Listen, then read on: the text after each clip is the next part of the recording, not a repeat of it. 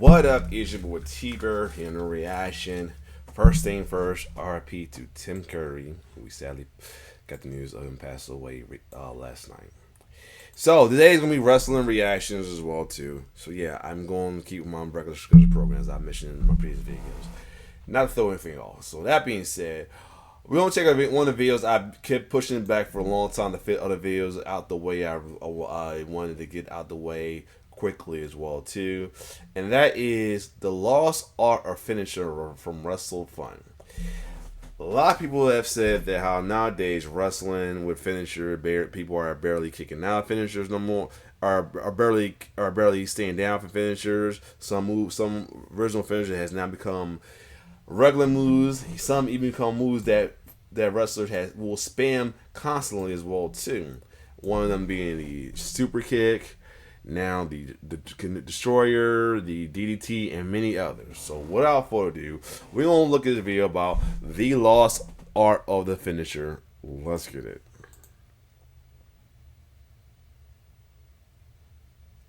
Think about the most valuable thing you own. The thing you'd keep for the right situation. The moment where nothing else had worked, where every other option had already failed. Most people never use it. The right moment never arrives, or never feels right enough, and the thing stays in the drawer. The thing you never spend is the thing that never loses what it's worth. Kenta Kobashi had a move like that.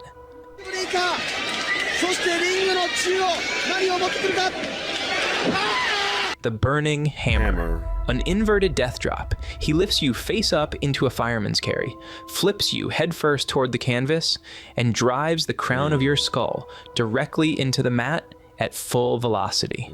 There is no safe way to take it. Every wrestler who received it entered the fall trusting Kobashi to find the half-inch of rotation that separated a wrestling finish from a spinal injury. He always found it. The move existed at the outermost edge of what a human body could absorb.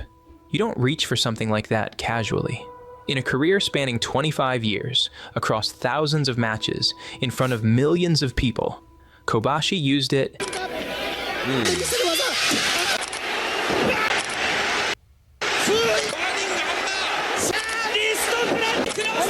7 times. 7 total. Nobody kicked out. 7 uses across 25 years. Every single one arrived with the weight of inevitability. And when the hammer came, the building went quiet. The count was just a formality.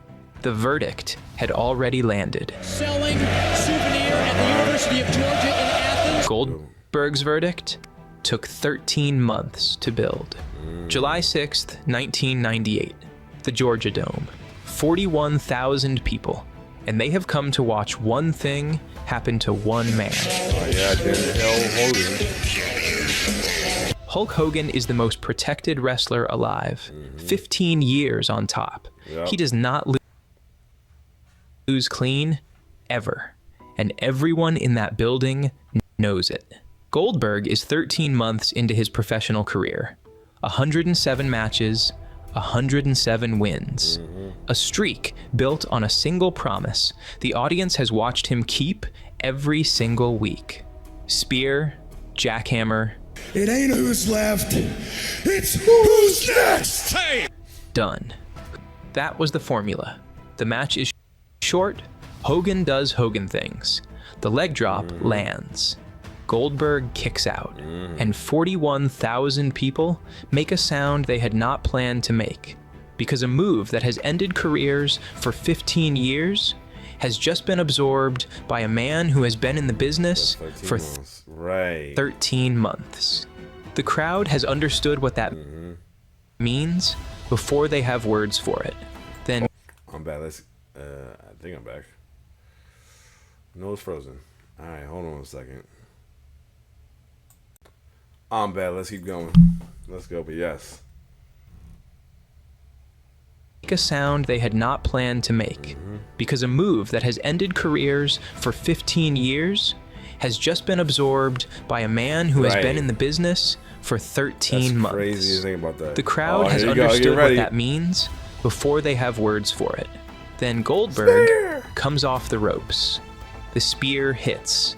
Then Goldberg has him up, vertical, dead weight in the air, and the jackhammer drives Hogan into the mat.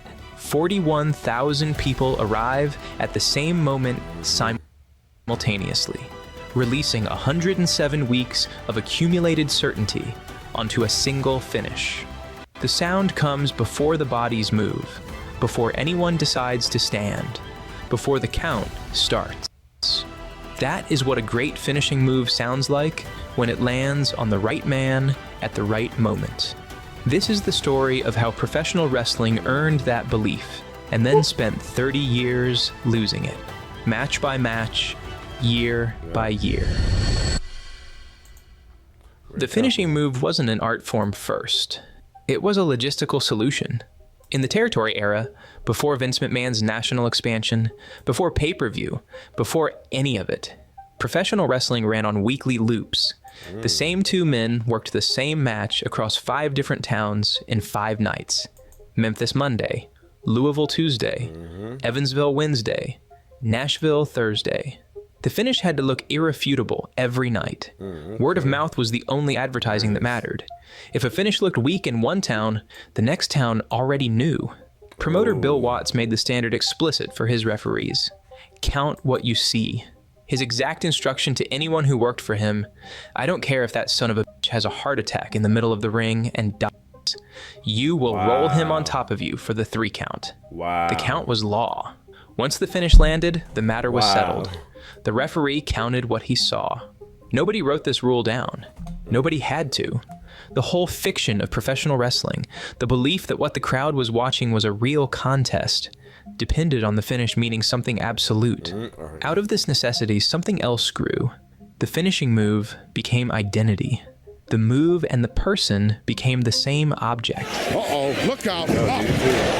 Jake Roberts invented the DDT by accident. Pushed me into the corner and he steps on my left foot. And when he did, that caused me to fall flat on my ass. The crowd went quiet with genuine shock. Roberts thought, that'll work. From that point forward, it was his. Nobody kicked out.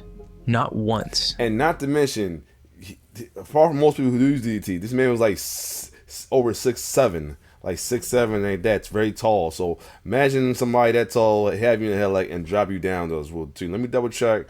He's like let me see how tall he was. He was like 6'7" or 6'6" or something like that. Or 6'6". Imagine somebody that tall drop you down to your head with in the headlight though. That's a long fall on the cool compared to other DDTs. So yeah, that can be very devastating.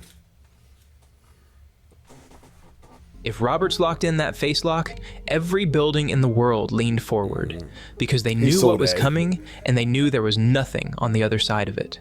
Roberts addressed what happened to the move decades later, after watching wrestler after wrestler use it as a transitional spot. His response was the entire argument of this video in one sentence. Every time somebody does it, what do people say? That's Jake the Snake's move. That's right. Yeah. And if Jake did it, what would happen? They wouldn't be able to kick out. That's right. On top hooks the leg, and Jake the Snake has won it. So therefore, Jake must be better than that guy. Yeah. Here is what that discipline looked like across the best of them. Not the mechanics, the rooms, the tombstone. The Undertaker lifts you upside down and holds you there while the crowd processes what is about to happen. You look like a headstone before you've touched the ground. Yep. Tombstone! This way! No! Tombstone pile driver! The pin is not a pin. He crosses your arms over your chest, rolls his eyes back, waits. The ring is a cemetery. The 3 count is paperwork. Yep. What's your name? Yup. Sweet chin music. Shout out to Sean Spears. Michael stomps his foot in the corner and every building becomes a countdown. 4 seconds of the crowd knowing what the victim doesn't. The main move that definitely has fallen flat that became the death of finishers, man. The lost art. Pat Patterson saw it before Michaels fully understood it. The super kick was being used as a setup move when it had more stopping power than the finish it was leading to. The stomp became a metronome. The crowd kept time to it. Here we go. Yes. Oh, yes. The Stone Cold Stunner. September 22nd, 1997, Madison Square Garden. Vince McMahon, Oh, yeah. still primarily the announcer, Yup. the corporate face, Yup. tries to reason with Austin about a neck injury. You can Not kiss being my able ass. to compete, you understand that. But Here we don't go. break the law. Austin listens, nods, You can kiss Kiss my my ass. kicks him in the stomach, and drops him. The building detonated. Working man drops the billionaire. One gut kick, 3 He seconds. out too. The whole he Attitude sold Era it too. in shorthand. Like he's the whole neck was broke. destroyed Oh yes, that's fine. The F5. Much you may love or hate this dude, that F5 was devastating. Oh my goodness. WrestleMania 30, April 2014. A building Yep. full of Oh, people yeah. went quiet for 2 full minutes because a man absorbed a move in the world they had constructed across 21 years of watching collapsed in 3 seconds. The Undertaker's undefeated WrestleMania record was over. The silence was not shock, Yeah. not grief, not celebration. It was the sound of 75,000 nervous systems that had been taught one thing, encountering another thing that had just become true. It's the most Oh yes. move in sports entertainment today. Oh, the people's elbow. Yup. The people's elbow. Mechanically, nothing. An average man dropping a normal elbow on someone already lying flat. I believe the first time Rock did the people's elbow was in a match where we were trying to make Taker crack. The Yeah. Undertaker never broke. The crowd lost their minds anyway. They didn't watch it. They generated it. That one. The elbow That pad. one cracked me up every time when he did a little kick to one Undertaker. He's Toss. like, sit your The legs arm down. wave. The Yup. run. Each element added because the crowd reaction told Rock it was working. They felt like they threw it. That shared ownership between performer and audience is an asset nothing in wrestling can manufacture from scratch. And Christian RKO. Yes. from the Viper. The We did a RKO, jump. Yo. a counter. Yes. Oh not my a God. setup. Evan The Bourne. match you thought was happening suddenly isn't. We'll come back to this one. What all of these Yep. moves share is the same thing the Yeah, territory that's another one that lost his art too. The cutter in general. era enforced with the authority of law. The finish ends it. The count is a formality. When the move lands, the matter is settled. That collective understanding, maintained through consistent protection, is the only thing any finishing move Yeah, is yeah, actually swan made song. of. And when that understanding is intact, when the protection powerbomb, has yup. held, and the audience has been taught over years that this motion means one thing, Slam, yup. the room before the count arrives. The building goes quiet not Oh, because yeah. nothing is happening, but because I did love when he did it when he was American Badass. Did the Sue Stone because it was now his secondary finisher. He did a little thumbs down like just to be petty now because he's not this dark figure no more. He's just American something Badass. already has. The verdict has landed before the Spear. referee moves. That silence Spear, yup. is the asset, Another one of not these. the move. The silence the move Yes, can sir. produce. But now Which raises the question of what the ownership actually go. is. What Michaels built across decades. Mm-hmm. What Orton maintains with every refused kickout. What the vault contains. At the level beneath character and ritual. They didn't read Reached cognitive confidence. science papers. yup. They watched crowds, filmed matches, noticed which moments made buildings loud and which made buildings hold their breath, and worked backwards. Yo. One flaw in There you go. What they discovered, case by case, was a simple truth. The human nervous system starts building the prediction before the event arrives. The sharper the prediction, the bigger the release when it resolves. They called it setup. They called it psychology. The mechanism was the same every time. Build anticipation before the contact, not after. Make the crowd feel what's coming. Let them live inside the knowledge of what's about to happen. Kane trying to crawl up, and there's no mercy in that face. The Undertaker's tombstone ritual is the most architecturally sophisticated in wrestling history because it operates in deliberate stages. The hoist. The window begins to open. The hold. He extends it deliberately, letting their nervous systems fully ramp up. The hold does nothing to the opponent. It does everything to the audience. Yup. Then That the was cool drop, time. and the pin that is the funeral. The last ride for The window discharges completely across those 3 seconds of burial. Michael's ritual is a countdown. Yes. Each stomp is another increment of ramp up, until by the time he launches, the crowd has been inside the window for 4 or 5 seconds, longer than almost any other finish. This is why Sweet Chin music still lands differently than any other super kick 30 years later. Facts. Ian, I'm gonna call it now. Oh yeah, of course. The Young Bucks have thrown approximately 10,000 super kicks. Yup. The mechanics are the same. The window is not. Orton's ritual is the most disruptive because it arrives mid-sequence, always as a counter, in the fraction of a second between the start of an opponent's move and its resolution.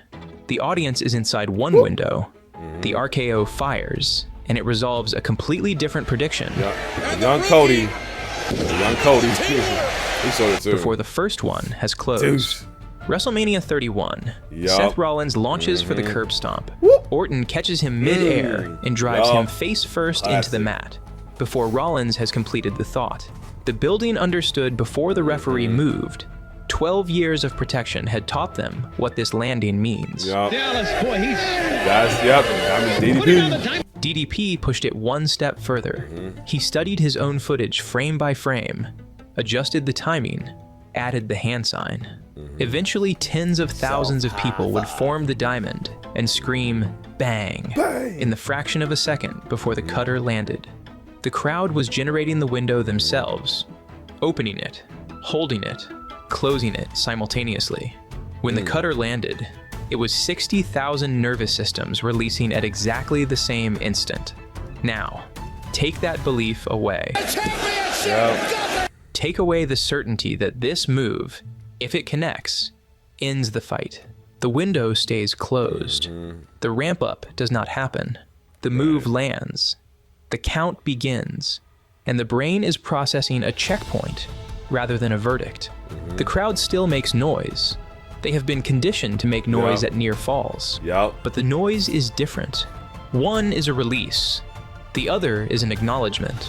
The room before the count cannot arrive if the window never opened.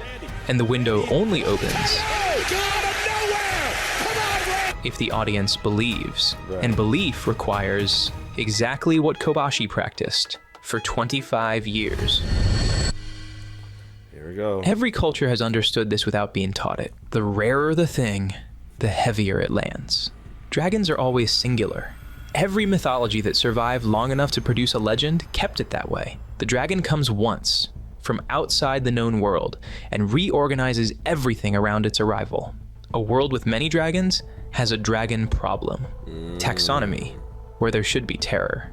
Legends grow from encounters people carry for a lifetime. Sword in his eyes. He comes back to the... This is why Goldberg's streak worked, and why most people who study it misread it. Most of his matches lasted under 5 minutes. Spear, jackhammer, pin. Clean finishes, single movements, each one landing with the same weight.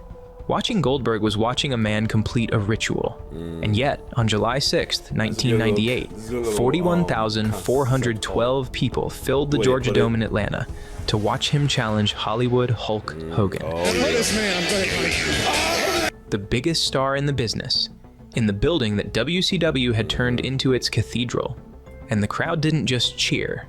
They made the kind of noise that fills the chest. The certainty was concentrating the drama. Every match that had ended in under 5 minutes was a deposit. The jackhammer needed to feel inevitable. Inevitability, compounded over 107 matches, produces its own gravity. When the streak finally ended at Starrcade 1998, Scott Hall in a security uniform, a cattle prod from outside the ring, Nash pinning him with a single powerbomb.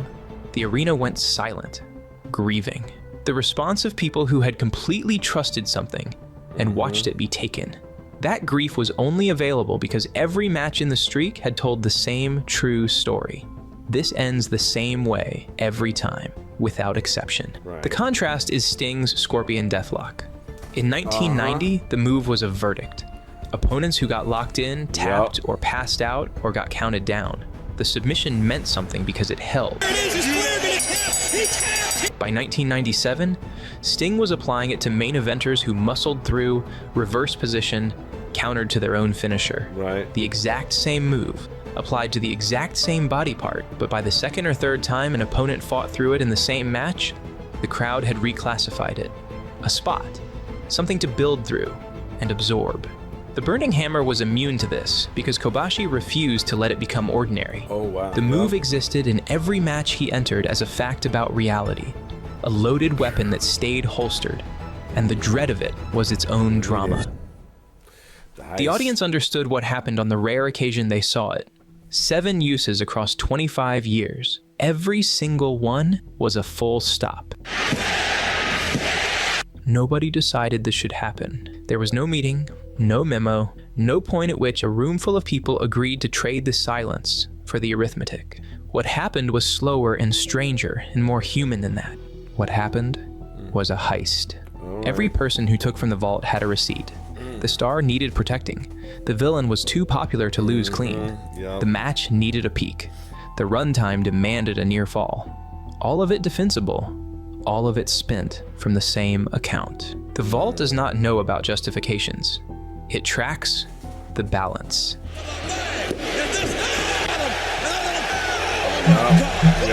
The first thief was star protection. Of course. Hulk Hogan. Of course. The Hulk Up, the spot where the hero shakes off the villain's best, points the finger, runs the ropes.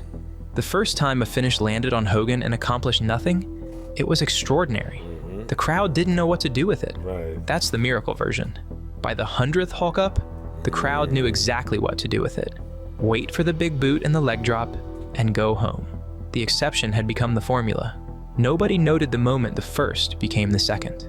The second thief came with the NWO. The heels were selling more merchandise than the heroes, which meant protecting them commercially required protecting them in the ring.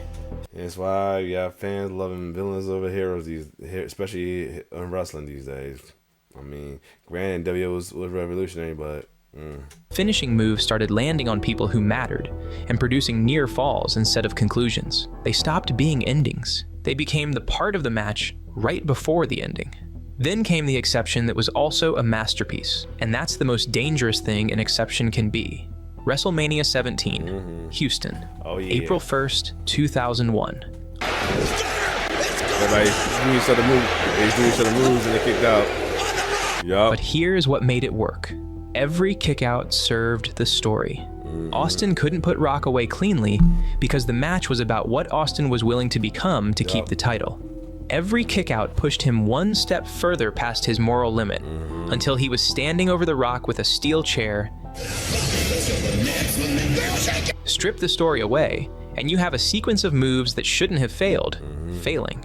The story is what made the exception legitimate. The problem with a perfect exception is what it produces. Younger wrestlers study the greatest WrestleMania match ever made and copied the scaffolding without the structure. Multiple kickouts became the template for importance. The floor got mistaken for the ceiling. The third thief was the clock, and the most invisible of all of them. For most of wrestling history, pay-per-view events ran inside rigid satellite blocks. 3 hours, hard cutoff. Main events that rarely cracked 25 minutes. The clock was protecting the finishing move without anyone understanding it as protection. Today we are launching the first network of its kind. February 2014, the WWE Network launched. The hard stop disappeared. Match times inflated. When your main event runs 40 minutes, the only thing left to manufacture drama in the back third is surviving the finisher. Got out of it once. The clock was the gold in the vault. Nobody knew it was load-bearing until they removed it. What that looked like in practice. WrestleMania 34.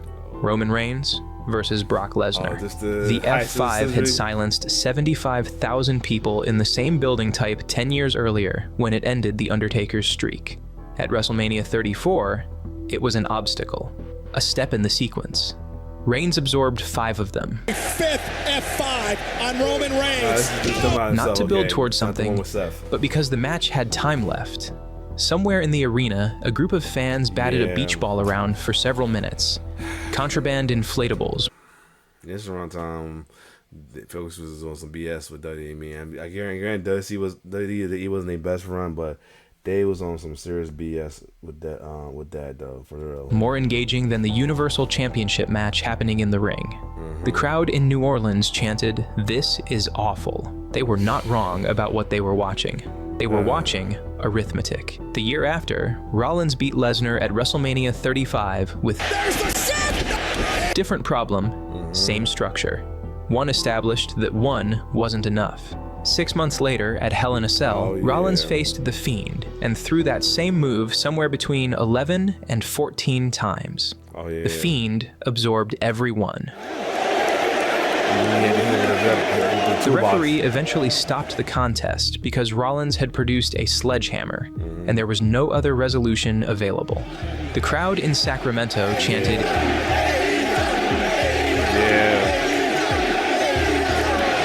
Rollins came through the curtain ready, by his own account, to physically attack Vince McMahon.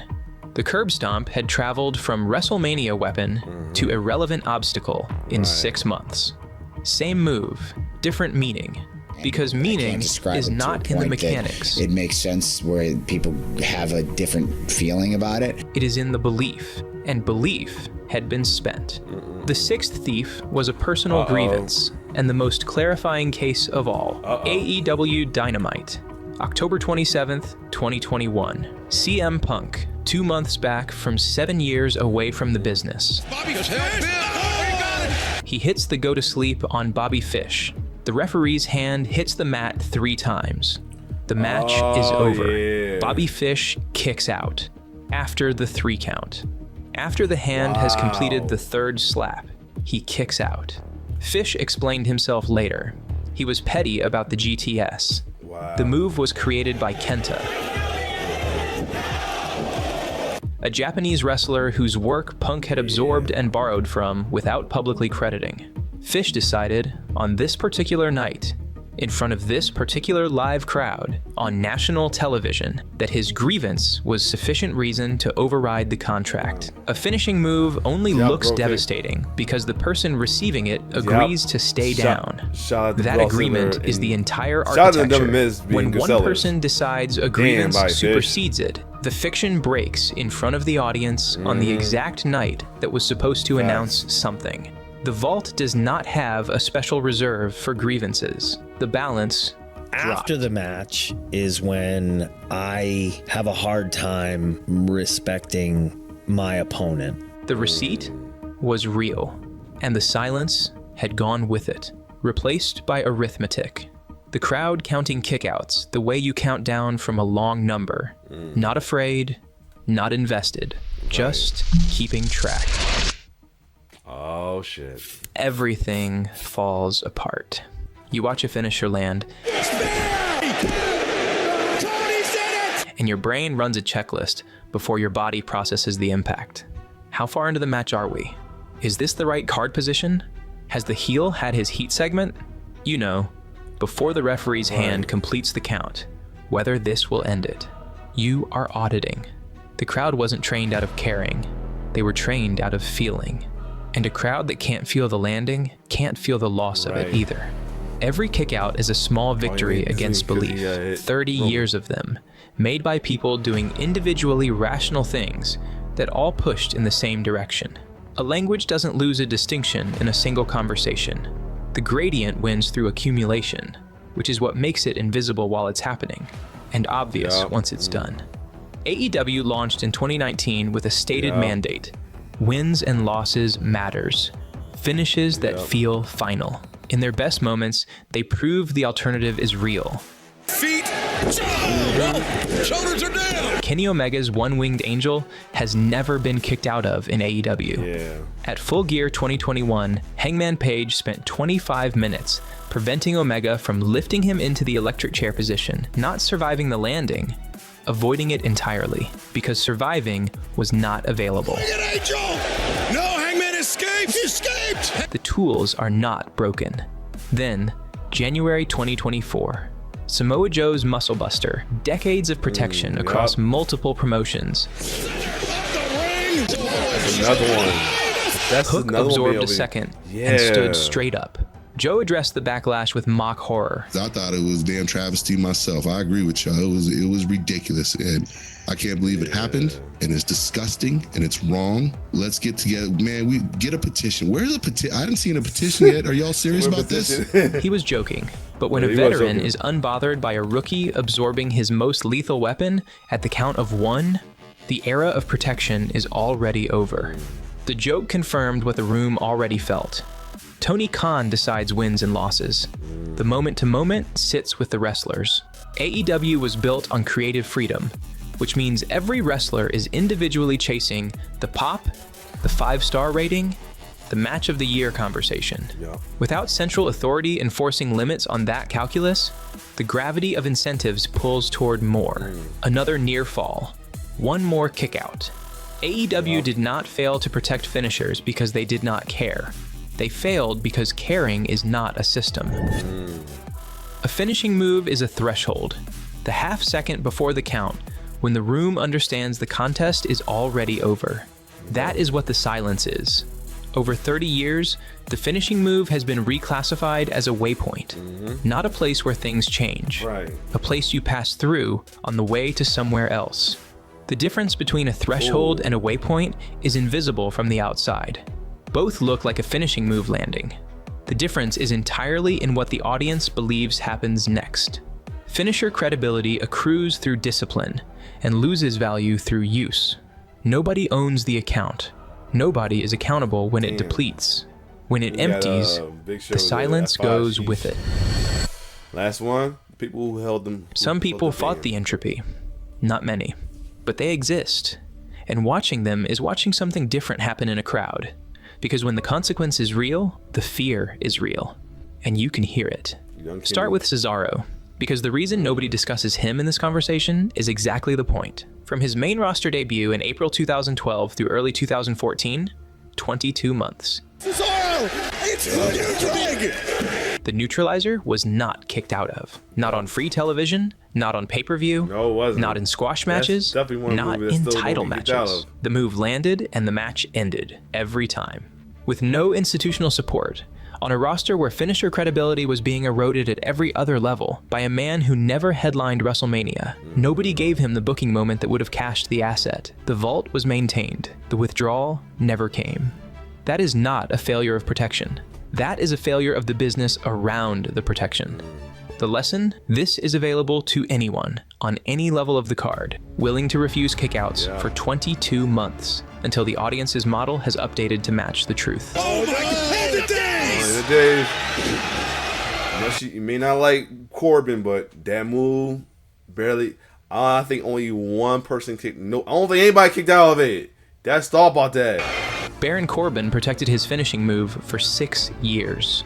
The end of days, not visually spectacular, just a finish that ended matches without exception. Top-tier opponents, comedic personas, mid-card runs, the streak held regardless. Where he wants him, end of day! McIntyre At WrestleMania 38, Drew McIntyre kicked out.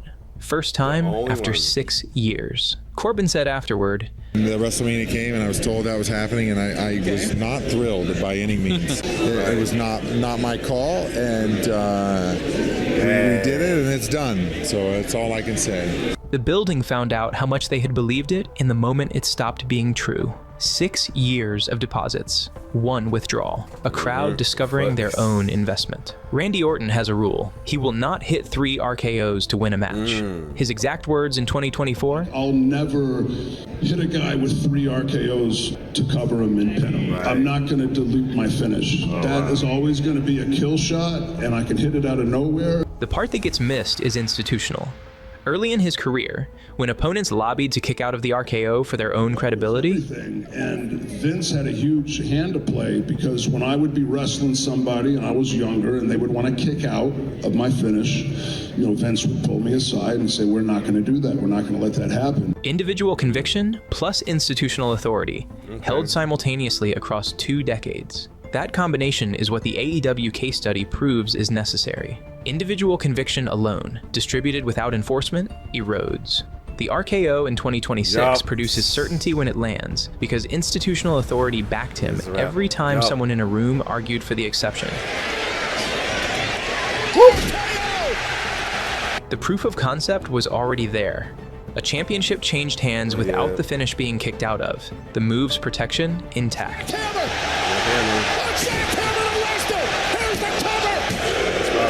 Both things happened at once. The tools are not broken. The silence is still there.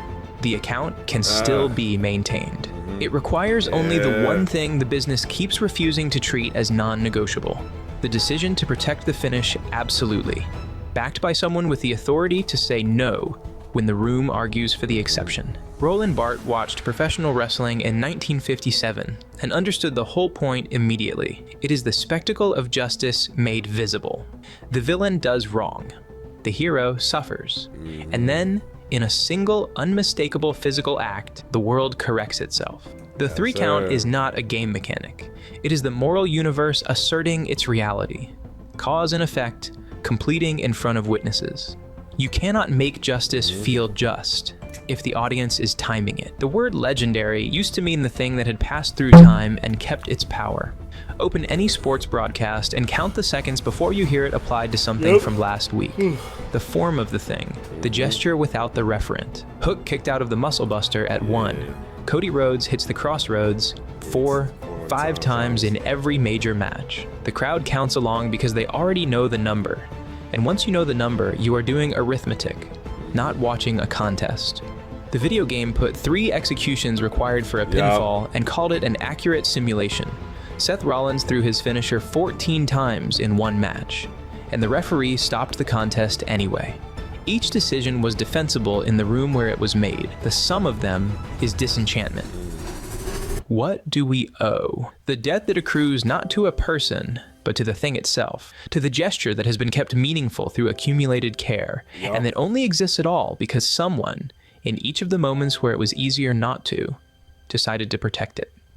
From where the product has evolved to, I was trying to put the toothpaste back in the tube, because now it's just like finishes, they just don't mean anything. The caring, the sustained, active caring, is what kept that room available at all. 3 most deadly, dangerous letters in sports entertainment. RKO.